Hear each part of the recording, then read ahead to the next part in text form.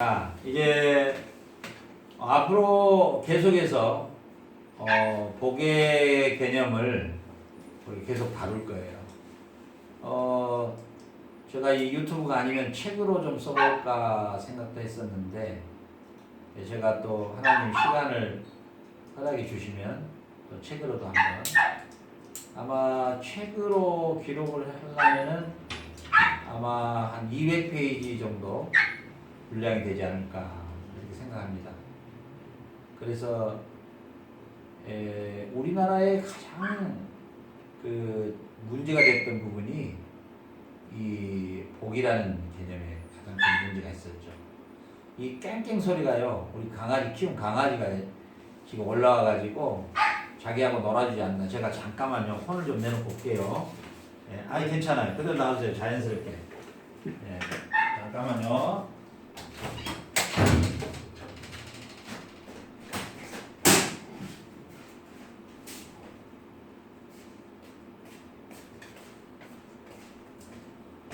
자, 제가 그 해초리로 때린 신용을 해야 되는데,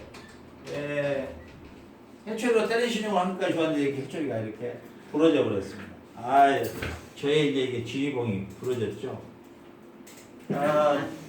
저 얘가요, 원래 3층에서 떨어졌어요. 그래가지고 머리를 다쳐가지고 이제 죽어가고 있는데 얘가 다시 또 살아난 거예요.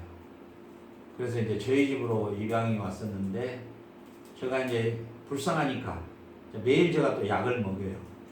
그 충격으로 이게 간질 현상이 일어나거든요.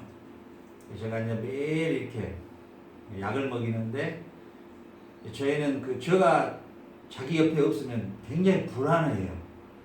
잠잘 때도 중간에도 이렇게 한쪽 눈을 뜨고 제가 자고 있는가 이렇게 다 확인하고. 저는 저 강아지 이름이 동식인데요.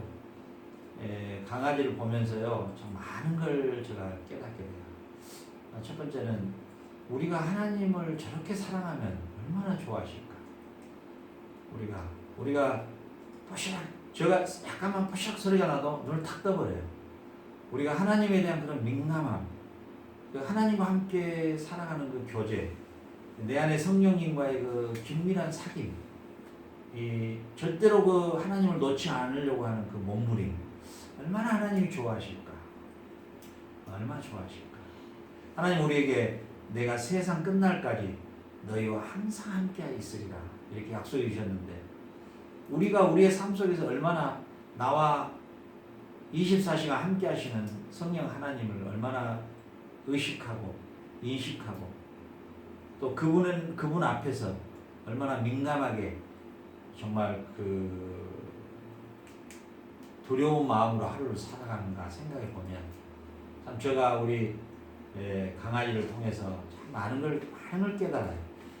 저는 물론 성경을 연구해서도 많이 깨닫지만은요, 하나님이 저에게 주신 은사 가운데 하루에 그냥 삶 속에서, 제 삶이 혹시 좀 궁금합니까?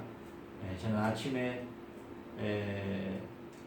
노동도 하고, 그리고 또 저녁에는 또 자비량으로 제가 선교를 하기 때문에 또 음식 배달도 하고, 그리고 이제 또 나머지 시간 또 말씀 연구하고. 오늘이 여기는 주일인데 이 시간이 저에게 이제 하루 일주일에 마지막 그 일주일을 정리하는 시간이에요. 마지막에 이제.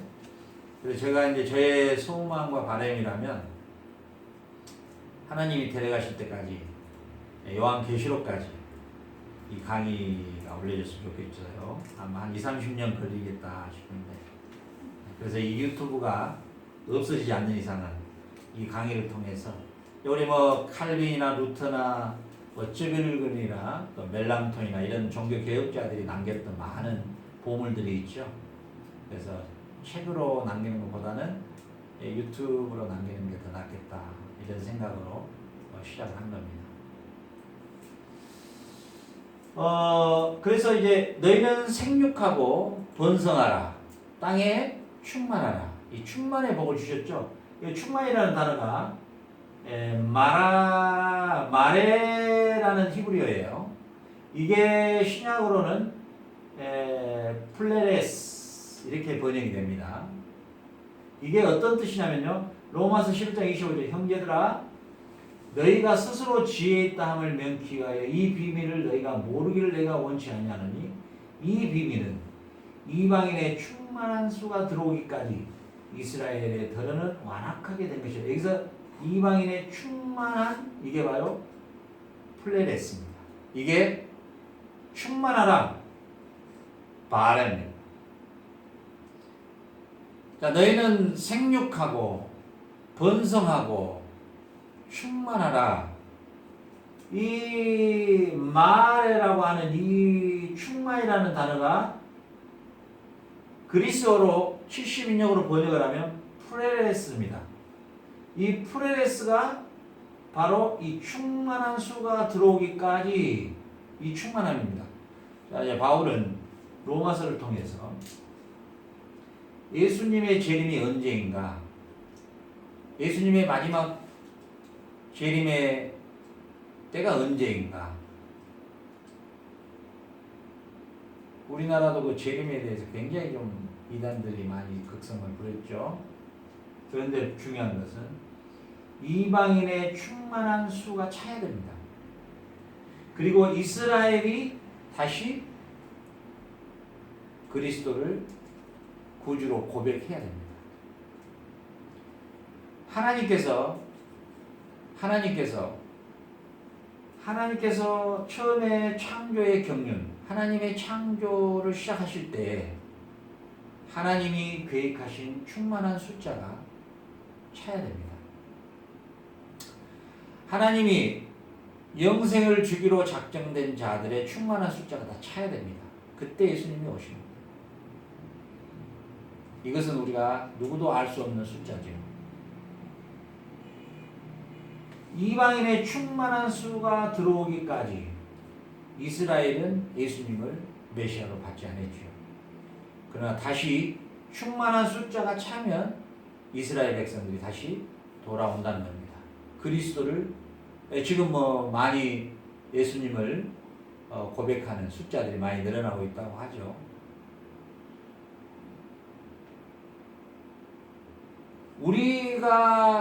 우리가 누리는 복 중에서 가장 큰 복이 뭐냐? 이 이방인의 충만한 숫자 안에 우리가 들어가 있다는 사실이에요. 우리가 구원의 백성으로 하나님의 헤아림에 속해 있다는 것이 복입니다. 이것은 얼마나 큰 복인지 모릅니다.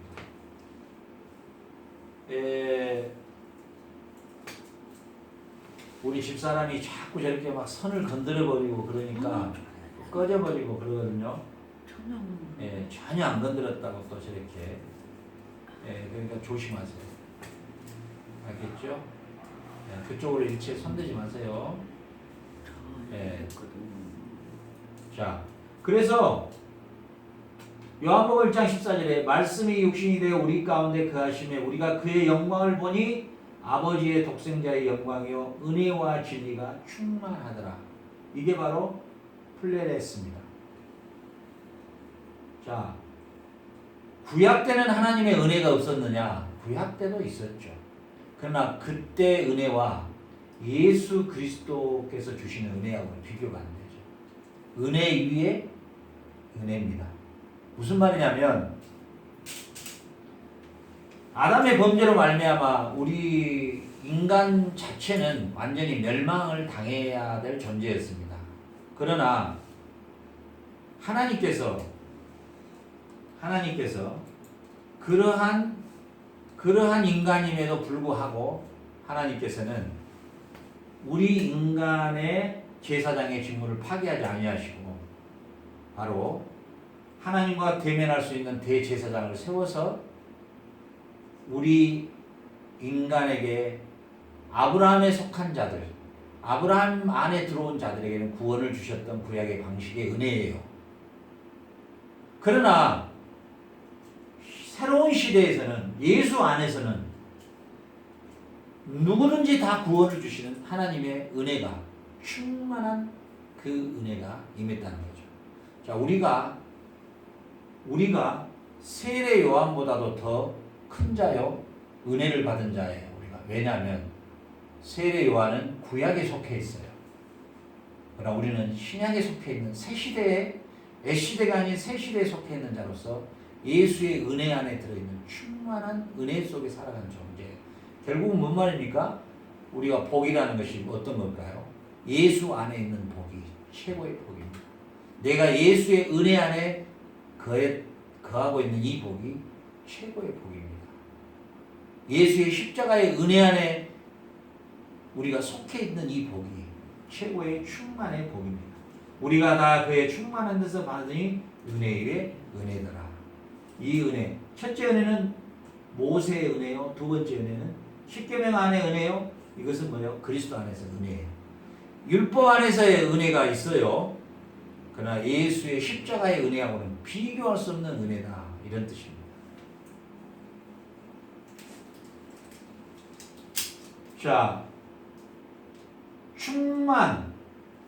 자, 베드로가 성령이 충만해서 이렇게 나오죠. 베드로는 이 성령이 충만했기 때문에 순교합니다. 나중에. 예. 이 충만해서 가로되 백성이 관원과 장로들아 만일 병인에게 행한 착한 일에 대해 이 사람이 어떻게 구원을 얻었느냐고 오늘 우리에게 질문하면 너희와 모든 이스라엘 백성들은 알라. 너희가 십자가에 못 박고 하나님이 죽은 자 가운데 살리신 나사렛 예수 그리스도의 이름으로 이 사람이 건강하게 되어 너희 앞에 섰느니라. 이 예수는 너희 건축자들의 버린 돌로서 진 모퉁이의 머릿돌이 되었느니라. 다른 이로서는 구원을 얻을 수 없나니 천하 인간의 구원을 얻을 만한 다른 이름을 우리에게 주신 일이 없습니다. 이거 남기고 베드로는 순교한 거 아닙니까? 충만했다. 성령이 충만했다. 이렇게 나오잖아요. 그럼 무슨 말입니까? 우리가 충만의 복을 받으면 순교합니다. 순교가 우리의 복입니다. 최고의 복이 뭔지 압니까? 그리스도의 이름으로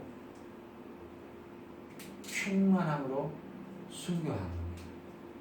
스데반이 성령이 충만하여 순교했습니다. 돌에 맞아 순교했죠. 이 충만입니다. 바울은 이렇게 말합니다. 술 취하지 말라. 이는 방탕한 것이니 오직 성령의 충만함을 받으라. 여러분 우리 창세기 1장 2절 우리가 살펴보았죠. 하나님의 성령 루하께서 메라헤페트 운행하셨다 그랬잖아요. 그 운행하심이 분사형으로서 현재를 포함한다겠죠. 그 공허하고 혼돈하고 무질서한 그 세계를 다시 질서의 세계로 바꾸는 성령의 메라헤페트 그 운행하심이 우리에게 임하면 이런 삶을 살지 않는다는 것이에요. 오히려 성령의 충만, 성령의 통치와 성령의 지배를 받음으로 무질서의 삶이 질서의 삶으로 회복되는 삶으로 살아가는 것입니다. 결국 뭔 말입니까? 우리의 과거에 방탕하고 우리의 과거에 무질서한 삶에서 성령의 질서적 삶으로 회복되고 그 성령의 통치와 지배를 받는 이 삶이 복된 삶이라는 것입니다. 자, 여러분 어쩝니까?